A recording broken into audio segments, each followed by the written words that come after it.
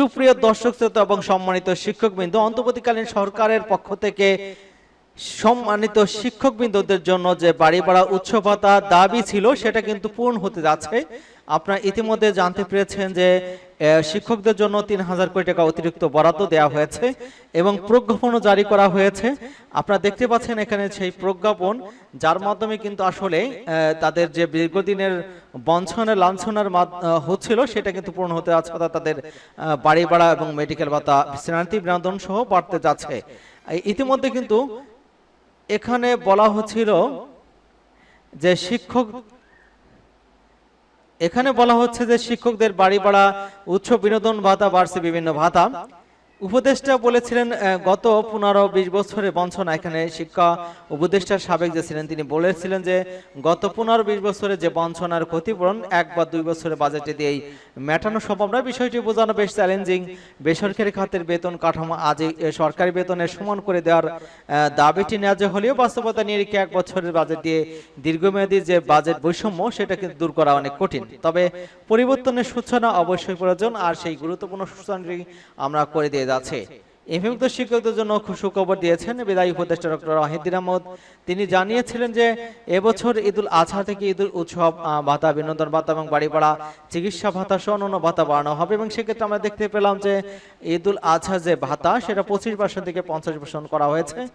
এবং তিনি ওই সভাকক্ষে বলেছেন যে ওয়াহিদুর আহমদ বিদায় এবং নতুন উপদেষ্টা ডক্টর আরসিয়া আবরার যোগদান উপলক্ষে ওই অনুষ্ঠানটা হয়েছিল। সেখানে কিন্তু তিনি বলেছেন যে কয়েক মাস আগে আমি সবাইকে আশ্বস্ত করেছিলাম যে আমাদের আর্থিক সক্ষমতার মধ্যে থেকে চলতি এবং আগামী অর্থবছর বাজেটে আমরা যতটুকু শিক্ষকদের ন্যায্য দাবি পূরণের চেষ্টা করব। অর্থমন্ত্রীর এই সঙ্গে বিষয়ে আলোচনা চলছে। তো এই আলোচনার পরে কিন্তু যে প্রজ্ঞাপন দেওয়া হলো বিশেষ প্রণোদনা, সেখানেও কিন্তু বলা হচ্ছে যে সরকারি চাকরি আইন 2018 এবং 15 ধারা প্রদত্ত ক্ষমতা বলে জাতীয় বেতন স্কেলের আওতায় স্বশাসিত রাষ্ট্রায়ত্ত প্রতিষ্ঠান, ব্যাংক, বীমা, আর্থিক প্রতিষ্ঠান, বর্ডার গার্ড বাংলাদেশ বাহিনীতে নিয়োজিত কর্মচারী এবং পুনঃস্থাপনকৃত পেনশনভোগী যারা রয়েছেন তাদের জন্য 1 জুলাই 2025 তারিখ হতে বেতন গ্রেড যারা 1 থেকে 9 পর্যন্ত আছেন তারা 10% হারে এবং 10 থেকে 20 পর্যন্ত যারা আছে তারা 15% হারে এই বিশেষ সুবিধা প্রদান করা হলো।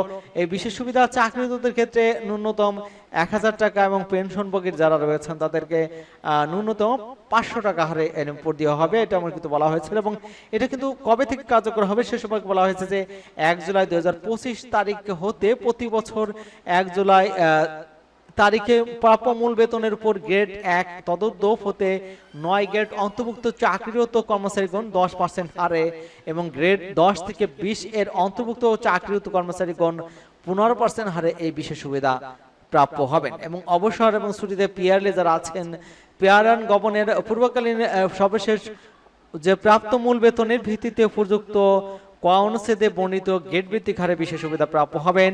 পেনশন পুনঃস্থাপনকৃত কর্মচারীগণ সরকার হতে পেনশন গ্রহণকারী কর্মচারীগণ পেনশনের বিদ্যমান অংশের উপর উপযুক্ত বর্ণিত গ্রেড ভিত্তিক হারে বিশেষ সুবিধা প্রাপ্য হবেন।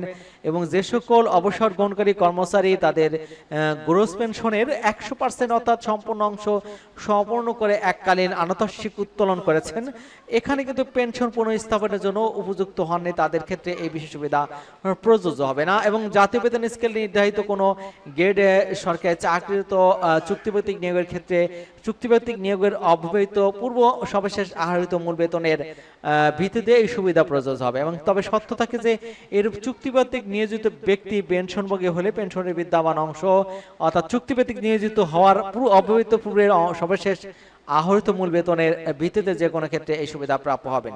এবং সাময়িক বরখাস্তকৃত কর্মচারীগণ সাময়িক বরখাস্ত হওয়ার তারিখের অব্যবহৃত পূর্বের মূল বেতনের 50% এর উপর উপযুক্ত অনুচ্ছেদে বর্ণিত গ্রেড ভিত্তিক বিশেষ সুবিধা প্রাপ্য হবেন। এবং মিনাসুরিতে যারা রয়েছেন তাদের কর্মচারী বিশেষ সুবিধা প্রাপ্য হবেন না।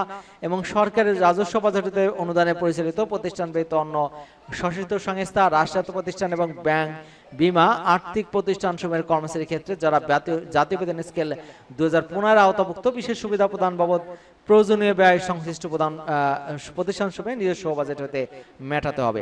এবং এই অর্থ আদেশ নং এটা বাতিল করা হলো, যে আগে যে 5% প্রণোদনা ছিল সেটা বাতিল করা হয়েছে। 5% প্রণোদনা মানে যত 2023 সালে যে 1000 টাকা সর্বনিম্ন প্রণোদনা নির্ধারণ করা হয়েছিল সেই প্রণোদনা এবং জনস্বার্থে প্রজ্ঞাপন জারি করা হলো এবং 1 জুলাই 2025 থেকে এটা কার্যকর হবে। এমপিভুক্ত শিক্ষকরা কিন্তু এই সুবিধার এখানে যেটা পয়েন্ট বলা হয়েছে 3 নম্বর পয়েন্টে আপনারা দেখতে পাচ্ছেন জাতীয় বেতন স্কেল 2015 আওতাভুক্ত। এর মাধ্যমে কিন্তু স্পষ্টভাবে বোঝা যাচ্ছে যে এমপিভুক্ত শিক্ষক কর্মচারীরা কিন্তু এর আওতাভুক্ত হয়ে তারা সেই 10% এবং 15% যে প্রণোদনা দেওয়া হয়েছে সে তার আওতাভুক্ত হবে না, তারাও এই সুবিধা পাবেন এমনটা কিন্তু নিশ্চিত করে বলা হচ্ছে। তো আশা করি আপনারা বুঝতে পেরেছেন। এই পর্যন্তই ছিল। আমাদের চ্যানেলকে যারা এখনো সাবস্ক্রাইব করেননি চ্যানেলটি সাবস্ক্রাইব করে আমাদের সাথেই থাকুন। ধন্যবাদ সকলকে।